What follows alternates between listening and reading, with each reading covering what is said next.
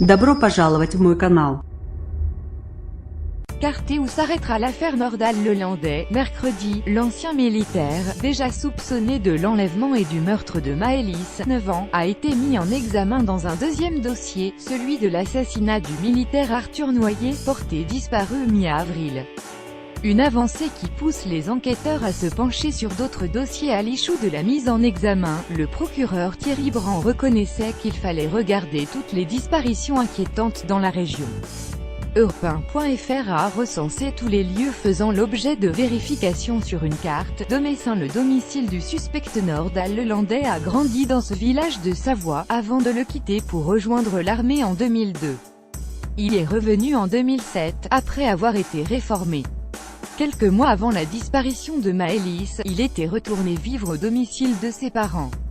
Le Pont-de-Beau voisin l'affaire Maëlys Guest dans la salle des fêtes de cette commune de l'Isère que Maëlys, 9 ans, a été vu pour la dernière fois. Nordal-Lelandais, désigné par un faisceau d'indices dont une trace ADN dans sa voiture, est mis en examen dans ce dossier depuis la fin de l'été, pour meurtre précédé d'un autre crime, enlèvement et séquestration. Chambéry, le caporal Arthur Noyer. Depuis mercredi, Nordal-Lelandais est également mis en examen pour l'assassinat d'Arthur Noyer, disparu en avril et dont le crâne a été découvert par un promeneur début septembre. Les téléphones des deux hommes ont borné le long du même itinéraire le soir de la disparition du militaire, en avril à Chambéry.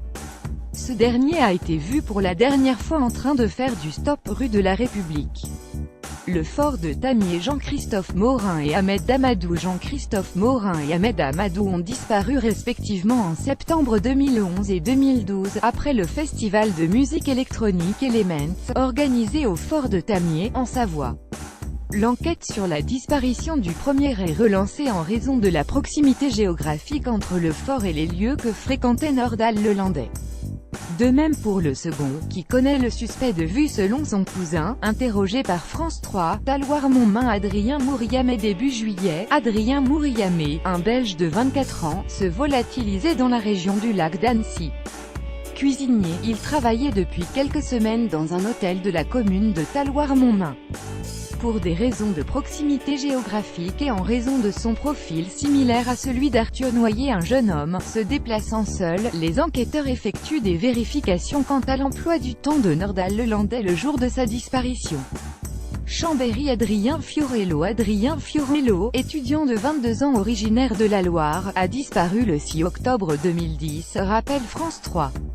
Parti de chez ses parents pour se rendre à l'université, le jeune homme n'a plus donné signe de vie.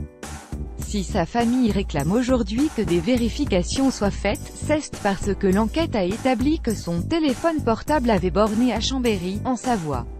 En septembre 2012, 3 membres d'une famille britannique d'origine irakienne et un cycliste étaient abattus à l'arme à feu près de cette petite commune de Haute-Savoie.